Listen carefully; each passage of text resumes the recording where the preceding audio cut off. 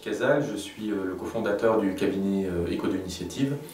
On est spécialisé dans les accompagnements de démarches d'éco-conception, de démarches de développement durable au sens large du terme, et aujourd'hui de plus en plus dans ces démarches qui travaillent sur les produits ou les services pour les concevoir de manière beaucoup plus durable. Donc on accompagne aussi bien des entreprises, des petites entreprises dans l'industrie comme des plus grandes sociétés qui ont par exemple des services comme dans la restauration et donc on va éco-concevoir l'ensemble du processus. Aujourd'hui on est venu au colloque d'éco-conception à Bègles, accompagné d'un de nos clients qui est le Popeye, qui est une association qui représente le secteur de la PLV. Donc la PLV, c'est la publicité sur le lieu de vente. Donc c'est tous les présentoirs qu'on va retrouver dans les magasins qui présentent les produits et donc qui représentent beaucoup de matières et aussi de déchets puisque ce sont des présentoirs qui restent de manière éphémère dans les magasins.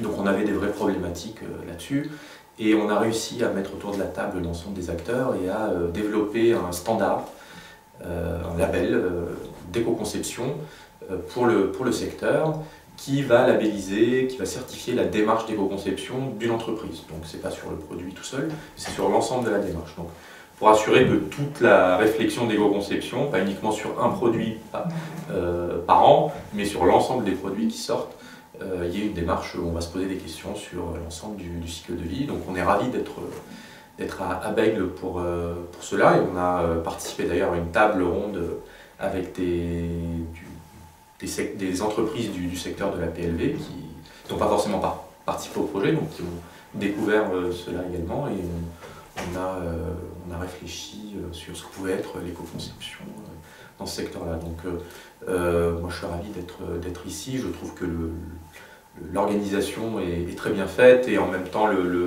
l'évolution, je dirais, entre conférences plénières et ateliers de travail est justement très dynamique par rapport à ce qui se fait par ailleurs. Donc de ce point de vue-là, on n'a pas le temps de s'endormir. Et donc voilà, je félicite toute l'organisation pour ce colloque.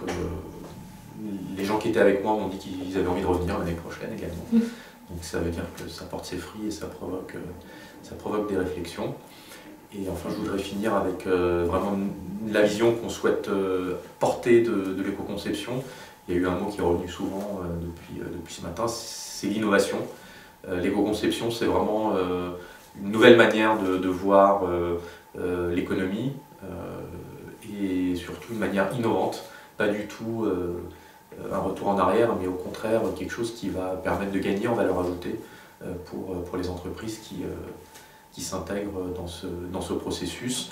Et donc l'éco-conception, ça permet de faire beaucoup mieux, de meilleure qualité, plus intelligemment et aussi moins cher, et pas forcément comme on imagine, plus cher. Voilà. Donc ça c'est vraiment le message que j'essaie de porter de ce point de vue.